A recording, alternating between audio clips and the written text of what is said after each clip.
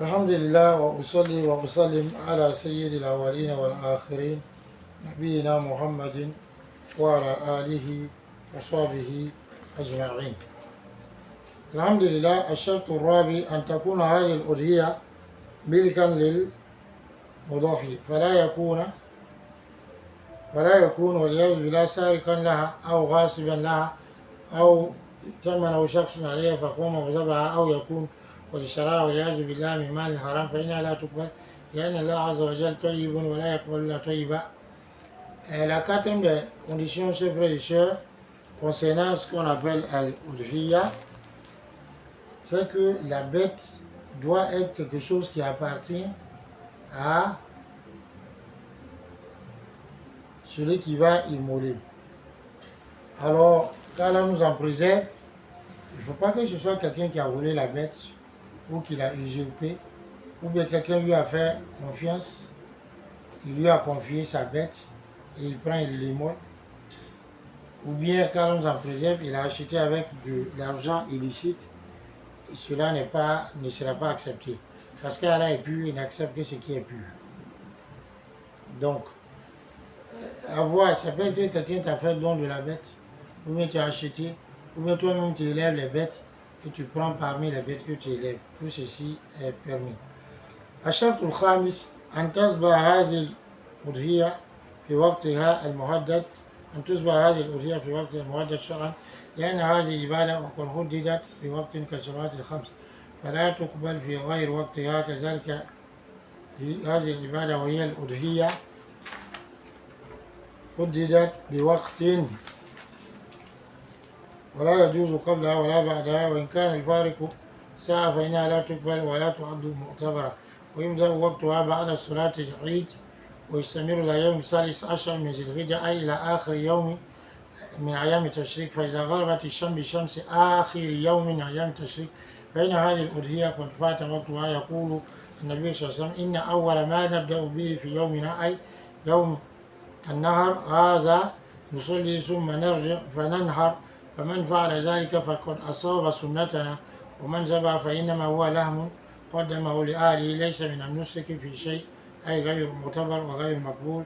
متفق أخرجه البخاري ومسلم.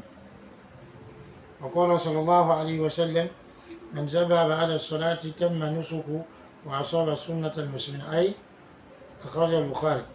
كمل نسكه وأصاب سنة المسلمين، لو أنه أدى العبادة على طريقة المشروعة فإذا لابد من مراعاة هذا الأمر.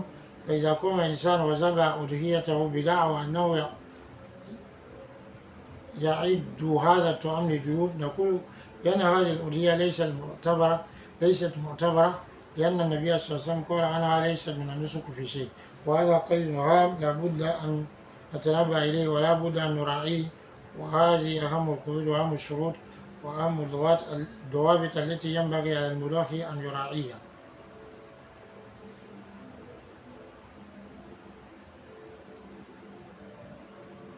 Alhamdulillah, parmi les conditions, chers frères et sœurs, il y a donc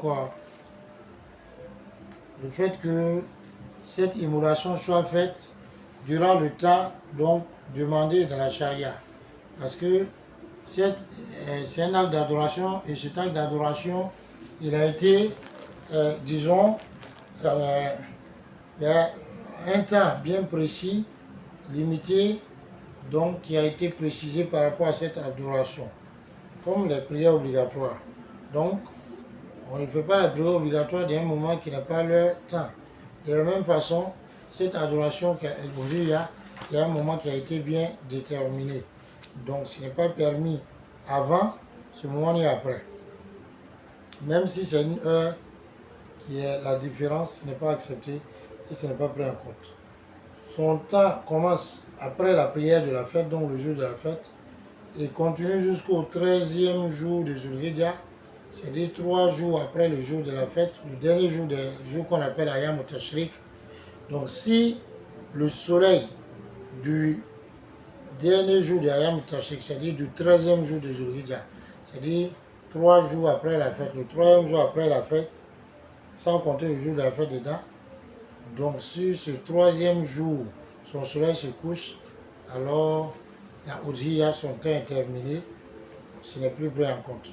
C'est pourquoi Rasulullah a dit, la première des choses par laquelle nous commençons notre jour, en notre jour-ci, c'est-à-dire le jour de l'immolation, c'est que nous prions, ensuite nous revenons, nous faisons notre immolation.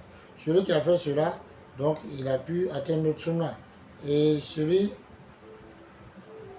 qui a immolé, c'est-à-dire qui a immolé avant ce moment, donc c'est de la viande que tu as donnée à ta famille, mais cela ne fait pas partie de l'acte d'adoration à rien. Ah, c'est pas pris en compte, c'est pas accepté. Il a dit c'est rapporté par le Bukhari Muslim. Et Rasul sallallahu alayhi wa sallam a dit, celui qui a immolé après la Salah, alhamdulillah, donc lui il a complété son acte de dévotion et il a aussi atteint la sunna des musulmans. Parce qu'il a fait l'adoration comme cela a été demandé. Alors, donc, on doit faire attention à cette affaire. Donc, si quelqu'un se lève, il immole sa bête, et puis il prétend qu'il est en train de préparer cette nourriture pour les étrangers, alors que ce n'est pas le moment d'immoler, alors cette oudrière n'est pas prise en considération, puisque Rasul sallam dit, elle n'en est pour rien dans l'acte de dévotion, c'est-à-dire ça ne compte pas.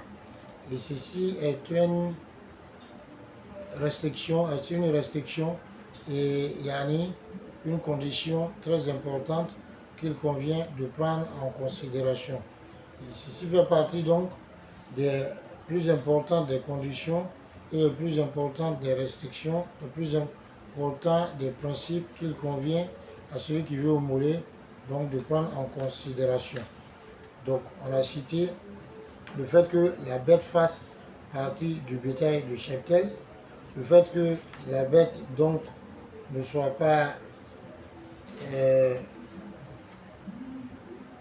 la bête est à l'âge demandé par la charia, elle a atteint cet âge, la bête soit exempte de tout défaut, et on a cité 4 types de défauts. Donc si l'un des défauts vient enfin constater dans la bête, ce n'est pas pris en compte. La quatrième des choses, c'est que celui qui immole là, ou qui va immoler cette bête comme ça, donc il va faire le sacrifice, il faut que ce soit quelque chose qui lui appartienne. Ça ne doit pas être volé ou usurpé, ou bien alors acheté avec de l'argent volé, ou de l'argent interdit. Voilà. Maintenant, lui-même peut immoler comme quelqu'un d'autre peut immoler, on lui place pour lui. Et la quatrième des choses, ou cinquième des choses, il faut que alors la bête soit immolée dans le temps imparti pour l'immolation, car nous apporte la bonne compréhension, car Allah nous aide. Si Allah, dans les jours à venir, on va voir d'autres questions liées à l'immolation. Assalamu alaikum wa rahmatullah.